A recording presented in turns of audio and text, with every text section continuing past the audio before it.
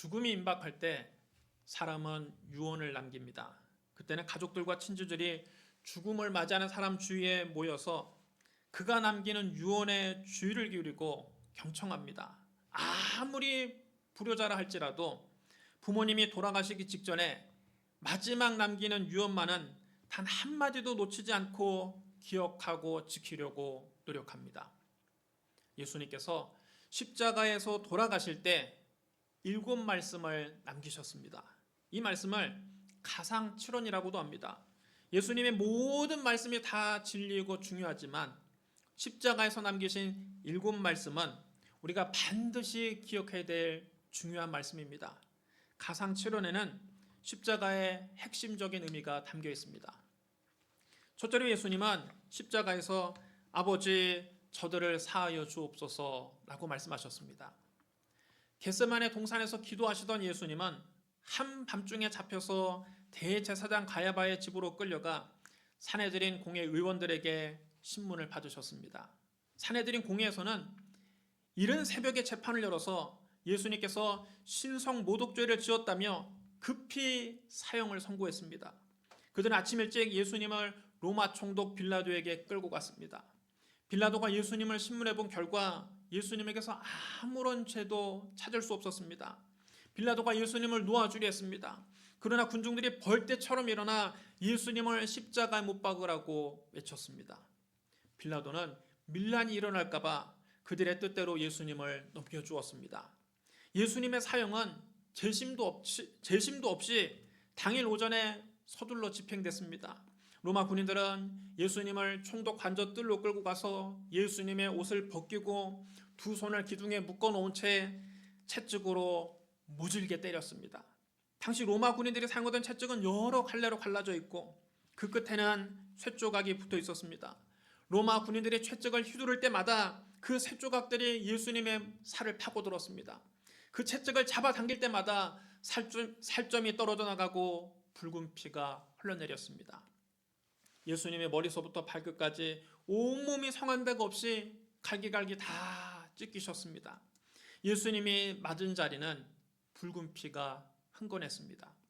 로마 군인들은 채찍을 맞아 기진맥진한 예수님을 질질 끌고 가서 자색 옷을 입혔습니다. 그리고 가시로 왕관을 엮어서 예수님 머리에 쿡 찔러 씌웠습니다.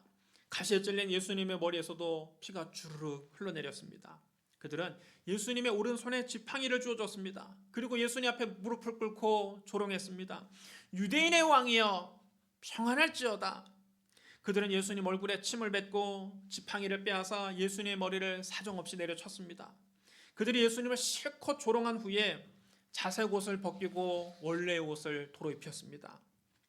로마 군인들은 거대한 나무로 만든 십자가를 예수님에게 짊어지게 하고 그것을 메고 가게 했습니다.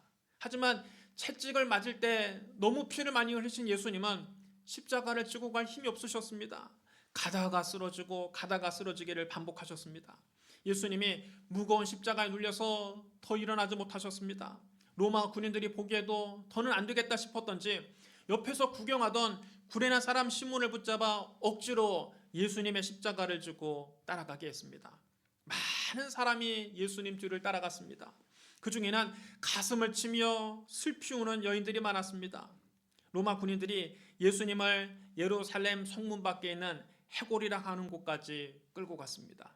로마 군인들이 예수님을 십자가 위에 눕히더니 먼저 손과 발을 십자가에 꽁꽁 묶었습니다. 그런 다음 예수님의 손을 잡아당겨 십자가 위에 대고 그 위에 녹슨 대못을 올려놓고 망치로 사정없이 내려쳤습니다.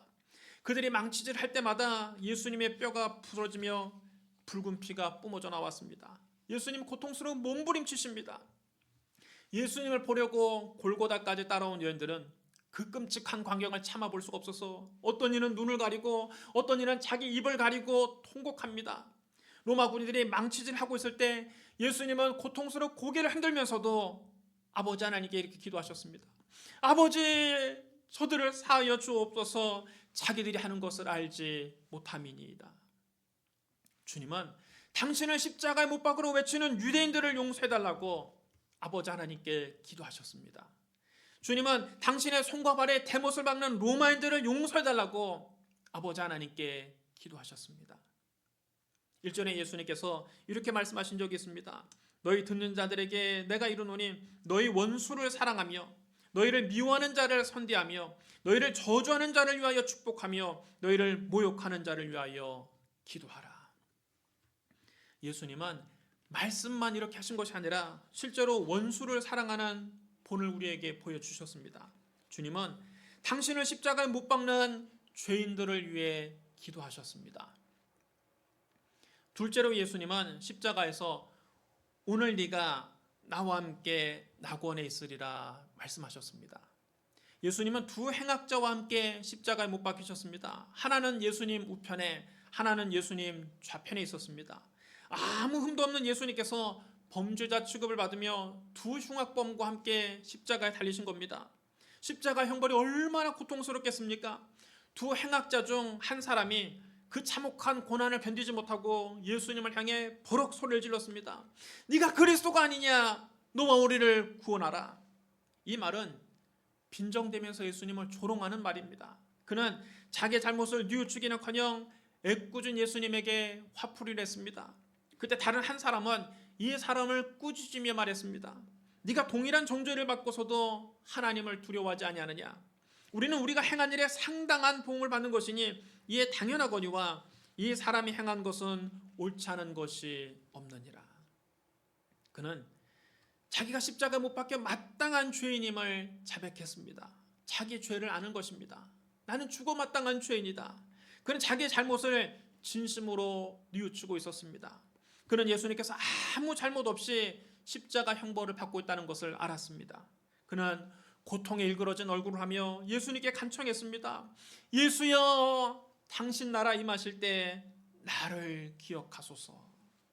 그는 자기의 잘못을 진심으로 회개하고 예수 그리스도를 구주로 영접한 것입니다. 그래서 예수님이 그에게 말씀하셨습니다. 내가 진실로 너에게 이르노니 오늘 네가 나와 함께 낙원에 있으리라.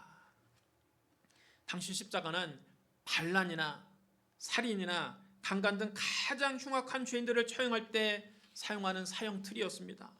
십자가에 못 박힌 것으로 보아 이 사람이 과거에 얼마나 흉악한 죄를 저질렀는지 우리는 미루어 짐작할 수 있습니다. 얼마나 극악무도한 죄를 지었기에 지금 십자가에서 처형을 당하고 있겠습니까? 그러나 예수님은 그의 죄를 묻지 않으셨습니다. 그가 회개했을 때 주님은 그에게 낙원을 허락하셨습니다. 그러므로 그 어떤 죄인이라도 진심으로 뉘우치고 회개하면 하나님께 용서받습니다. 우리가 진심으로 회개하면 주님 우리의 죄를 깨끗이 용서해 주십니다. 우리가 회개하려고 하나님 앞에 나오면 하나님은 우리의 죄를 다시 기억하지 않으십니다. 성경 말씀합니다. 만일 우리가 우리 죄를 자백하면 그는 미쁘시고 의로우사 우리 죄를 사하시며 우리를 모든 불의에서 깨끗하게 하실 것이요. 오늘 주님 앞에 죄를 자백하고 주님께 죄사함을 받으시기를 주님의 이름으로 축복합니다. 셋째로 예수님은 십자가에서 여자여 보소서 아들이니이다 말씀하셨습니다.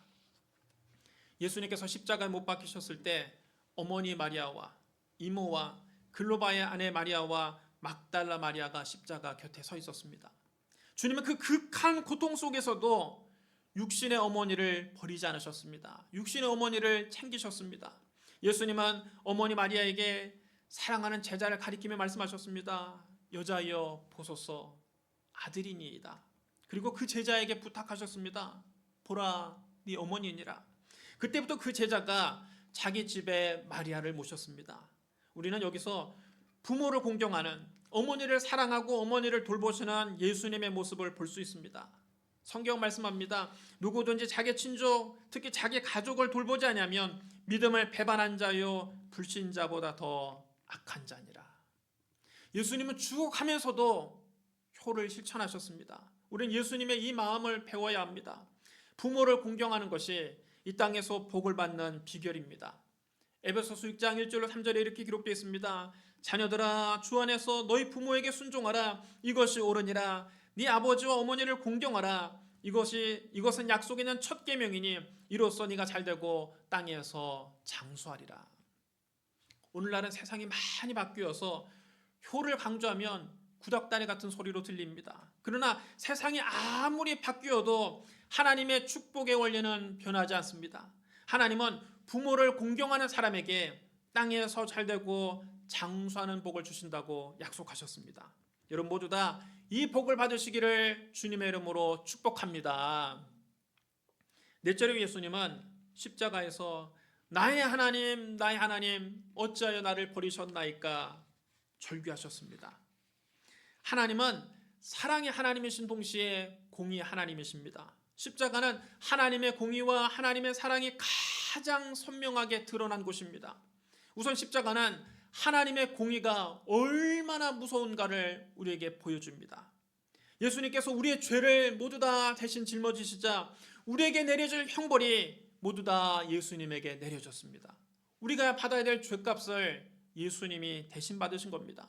십자가에서 온몸이 갈기갈기 찢겨 참혹하게 죽으신 예수님을 보면 하나님의 심판이 얼마나 무서운가 몸서리치게 느낄 수가 있습니다. 예수님도 그 무시무시한 하나님의 심판 앞에서 견딜 수 없어 절규하셨습니다. 엘리 엘리 라마 사박다니. 이는 나의 하나님 어찌하여 나를 버리셨나이까 하는 뜻입니다. 그러나 이 처절한 외침에도 하나님은 응답하지 않으셨습니다. 우리의 죄값이 이렇게 무서운 것입니다. 그 다음 십자가는 하나님의 사랑을 보여줍니다. 하나님께서 우리를 얼마나 사랑하셨던지 우리 각자에게 죄값을 치르게 하지 아니하시고 당신의 독생자 예수 그리스도를 대신 죽게 하셨습니다. 하나님이 세상을 이처럼 사랑하사 독생자를 주셨으니 이는 그를 믿는 자마다 멸망하지 않고 영생을 얻게 하려 하심이라. 우리가 죄인 되었을 때에 그리스도께서 우리를 위하여 죽으심으로 하나님께서 우리에 대한 자기의 사랑을 확증하셨느니라. 하나님은 말로만 우리를 사랑한다 하지 아니하시고 그 아들을 십자가에 매달아 죽게 하심으로 우리에 대한 자기의 사랑을 확실히 증명하셨습니다. 그 아들까지 십자가에 내어주신 하나님의 사랑은 어마무시합니다. 측량할 수조차 없습니다. 그 크신 하나님의 사랑은 하늘을 두루마리 삼고 바다를 먹물 삼아도 다 기록할 수가 없습니다. 하나님은 우리를 대신해서 그 아들을 십자가에 못 박게 하심으로 우리의 죄를 심판하셨습니다. 하나님께서 우리 죄를 그냥 눈 감아주신 것이 아닙니다. 당신의 외아들을 십자가에 못 박는 엄청난 대가를 지불하고 우리의 죄를 용서해 주신 것입니다. 우리 입장에서는 값없이 용서를 받은 것이지만 하나님 입장에서는 가장 값비싼 대가를 지불하고 우리를 용서해 주신 것입니다. 예수님께서 십자가에서 우리를 대신해서 심판을 받고 피를 흘리셨으므로 십자가는 하나님의 공의와 하나님의 사랑을 완벽하게 실현했습니다. 그러므로 십자가는 하나님의 공의와 하나님의 사랑이 만나는 교차점입니다. 십자가는 심판과 용서가 한꺼번에 이루어진 것입니다. 우리의 죄를 용서하기 위해 하나님의 아들이 우리 대신 십자가에서 심판을 받으셨습니다. 십자가에서 우리의 죄에 대한 심판이 이루어졌고 동시에 십자가에서 우리의 죄에 대한 용서가 이루어졌습니다. 그는 실로 우리의 질고를 지고 우리의 슬픔을 당하였거늘 우리는 생각하기를 그는 징벌을 받아 하나님께 맞으며 고난을 당한다 하였노라. 그가 찔림은 우리의 허물을 인하며 그가 상함은 우리의 죄악 때문이라. 그가 징계를 받음으로 우리는 평화를 누리고 그가 채찍에 맞음으로 우리는 나음을 받았도다. 우리는 다 양 같아서 그릇 행하여 각기 저기로 갔거늘 여호와께서는 우리 모두의 죄악을 그에게 담당시키셨도다. 이사야 선지자의 이 예언이 십자가에서 그대로 이루어졌습니다. 다섯째로 예수님은 십자가에서 내가 목마르다 말씀하셨습니다. 예수님은 오전 9시에 십자가에 못 박히셔서 오후 3시까지 중동의 그 뜨거운 태양 아래서 십자가에 매달려 계셨습니다. 예수님은 6시간 동안 십자가에서 물과 피를 다 쏟으셨습니다. 그 육신이 얼마나 목이 마르겠습니까? 목이 타들어가는 고통을 느끼셨을 것입니다. 그뿐 아니라 예수님에게는 마음의 갈증도 있었습니다. 예수님께 은혜를 입었던 유대인들이 다 예수님께 등을 돌리고 로마 총독 빌라도 앞에서 그를 십자가에 못 박게 하소서, 십자가에 못 박게 하소서 하는 이 소리를 들을 때 예수님의 심정이 어떠하겠습니까? 3년 동안 예수님을 따라다니며 예수님께 온갖 사랑을 입었던 제자들도 다 예수님을 버리고 도망갔습니다. 끝까지 따르겠다고 맹세했던 베드로는 예수님을 모른다고 3번씩이나 부인했습니다. 심지어 3번째는 예수님을 저주하면서까지 맹세하며 모른다고 부인했습니다. 그 모습을 예수님은 묵묵히 바라보셔야만 했습니다. 믿었던 사람에게 배신당하는 아픔은 이루 형용할 수 없습니다. 그런데 그뿐만 아니라 예수님은 하나님께로부터도 버림받으셨기 때문에 처절한 영적인 갈등도 있었습니다. 예수님이 엘리 엘리 라마 사박다니, 나의 하나님 어찌하여 나를 버리셨나이까 외치셨어도 하나님이 예수님이 십자가에 달려 계신 그 6시간 동안은 아무런 응답도 주지 않으셨습니다. 그래서 예수님은 내가 목마르다 말씀하신 것입니다. 예수님은 인간이 겪을 수 있는 육체의 고통, 마음의 고통, 영적인 고통을 모두 다 체험하신 분입니다. 그러므로 예수님은 우리가 겪는 어떤 아픔도 다 이해하시는 분입니다. 밥을 굶어본 사람만이 배고픈 사람의 서름을 알 수 있습니다. 목말라 본 사람만이 목마른 자의 갈증을 이해할 수 있습니다. 고통을 당해본 사람만이 고통당하는 자를 이해할 수 있습니다. 아픔을 겪어본 사람만이 아픔을 겪는 사람을 위로할 수 있습니다. 그런데 우리 주님은 인간이 당할 수 있는 육체의 고통, 정신적인 고통, 영적인 고통을 다 겪으셨습니다. 그러므로 주님은 우리가 육신의 질병으로 신음하는 것을 이해하십니다. 예수님은 사람들에게 버림받는 고통, 사람들에게 배신당하는 아픔이 어떤 것인지 아십니다. 예수님은 마음의 근심이 얼마나 뼈로 마르게 하는지를 잘 알고 계십니다. 예수님은 기도조차 나오지 않는 영적인 시험 앞에서 괴로워하는 우리를 안아주십니다. 기도에도 아무런 응답이 없고 하나님께 버림받은 것 같은 그런 영적인 고통을 주님은 공감하십니다. 그 예수님이 오늘 저와 여러분을 위로하십니다. 여러분을 다시 일으켜 세워주십니다. 육체적으로, 정신적으로, 영적으로 지치고 목말라 있는 여러분의 배 속에서 생수의 강이 흘러넘치게 하십니다. 그 일을 위해 예수님이 십자가에 달리신 겁니다. 예수님 오늘 육체적으로, 정신적으로, 영적으로 너무나 피곤하고 지치고 목말라 있는 여러분에게 두 팔을 활짝 내미시며 말씀하십니다. 수고하고 무거운 짐진 자들아 다 내게로 오라. 내가 너희를 쉬게 하리라. 누구든지 목마르거든 내게로 와서 마시라. 나를 믿는 자는 성경 이름과 같이 그 배에서 생수의 강이 흘러나오리라. 오늘 예수님이 주시는 성령의 생수를 마시기를 주님의 이름으로 축복합니다. 6째로 예수님은 십자가에서 다 이루었다 말씀하셨습니다. 다 이루었다는 말은 헬라어로 테텔레스타입니다. 이는 단번에 완성하다, 단번에 끝내다, 빚을 다 갚다, 완불했다는 뜻입니다. 예수님이 십자가에서 무엇을 다 이루신 걸까요? 하나님은 죄로 말미암아 영원히 죽을 수밖에 없는 우리를 구원하길 원하셨습니다. 그것이 바로 하나님의 꿈입니다. 예수님은 십자가에서 죽으심으로 하나님의 꿈을 다 이루셨습니다. 예수님께서 십자가에서 다 이루었다 말씀하신 것은 바로 예수님께서 십자가를 통해서 하나님의 꿈을 완전히 이루셨다는 것을 선포한 것입니다. 예수님은 십자가에서 우리의 모든 죄를 용서하셨습니다. 마귀의 종되었던 우리에게 참 자유와 해방을 주셨습니다. 하나님과 원수된 우리를 하나님과 화해시키셨습니다. 그가 채찍에 맞음으로 우리의 질병을 치료하셨습니다. 우리의 삶에서 저주를 제하시고 우리에게 아브라함의 복을 주셨습니다. 영원히 꺼지지 않는 불과 유황으로 타는 못에 떨어질 수밖에 없는 우리를 눈물도 없고 죽음도 없고 애통하는 것이나 곡하는 것이나 아픈 것이 없는 저 영원한 천국으로 인도하셨습니다. 예수님은 십자가를 통해 하나님의 꿈을 완전히 이루셨습니다. 예수님의 십자가에서 다 이루신 그 은혜와 사랑이 여러분 삶에 충만하기를 주님의 이름으로 축복합니다. 7째로 예수님은 십자가에서 아버지 내 영혼을 아버지 손에 부탁하나이다 말씀하신 후 숨지셨습니다. 예수님은 성부와 성자와 성령 삼위일체 하나님 중 성자 하나님이십니다. 그러나 예수님은 결코 아버지 하나님과 동등됨을 취할 것으로 여기지 않으셨습니다. 예수님은 아버지 하나님께 절대 순종하셨습니다. 예수님의 순종에 대해 성경은 이렇게 말씀합니다. 그는 근본 하나님의 본체시나 하나님과 동등됨을 취할 것으로 여기지 아니하시고 오히려 자기를 비워 종의 형체를 가지사 사람들과 같이 되셨고 사람의 모양으로 나타나사 자기를 낮추시고 죽기까지 복종하셨으니 곧 십자가에 죽으심이라. 이름을 하나님이 그를 지극히 높여 모든 이름 위에 뛰어난 이름을 주사 하늘에 있는 자들과 땅에 있는 자들과 땅 아래에 있는 자들로 모든 무릎을 예수 이름에 꿇게 하시고 모든 입으로 예수 그리스도를 주라 하시나여 하나님 아버지께 영광을 돌리게 하셨느니라.